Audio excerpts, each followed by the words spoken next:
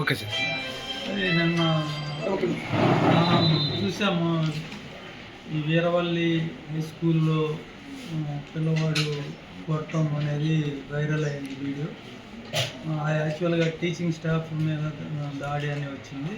దాని మీద non teaching staff lab assistant Ravindra మీదని పునీత్ కుమార్ అని 10th క్లాస్ పిల్లవాడు చేసుకోవడం జరిగింది.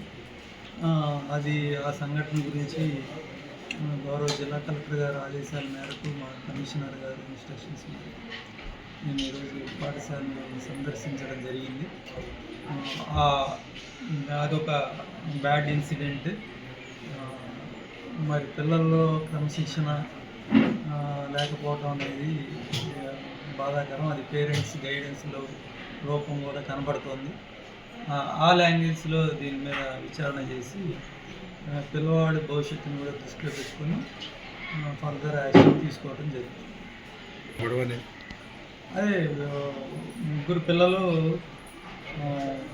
వాళ్ళు వాష్రూమ్లో స్మోక్ చేయటం ఈ రవీంద్రరావు గారు చూశారు, ల్యాబ్ అసిస్టెంట్. దాని మీద వాళ్ళు క్వశ్చన్ చేయటం వల్ల ఆయన్ని అక్కడ చూసి నెట్టేసి వీళ్ళు క్లాస్ రూమ్లోకి వచ్చారు.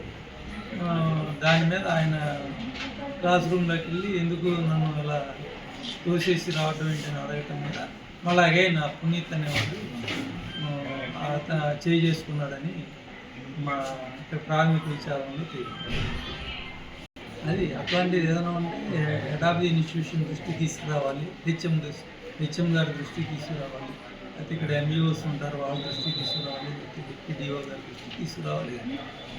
పిల్లవాడు అలా మ్యాన్ హ్యాండ్లింగ్ చేయడం అనేది అతని ప్రవర్తన లోపం కూడా కనబడుతుంది.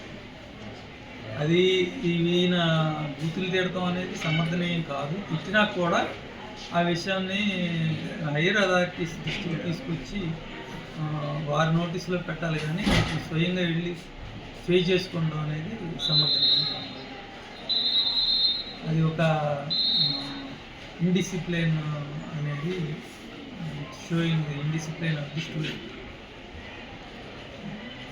ఇట్లాంటివి పునరావృతం అవ్వకూడదు. దీనివల్ల డిపార్ట్మెంట్కి చెడ్డ పేరు వస్తుంది.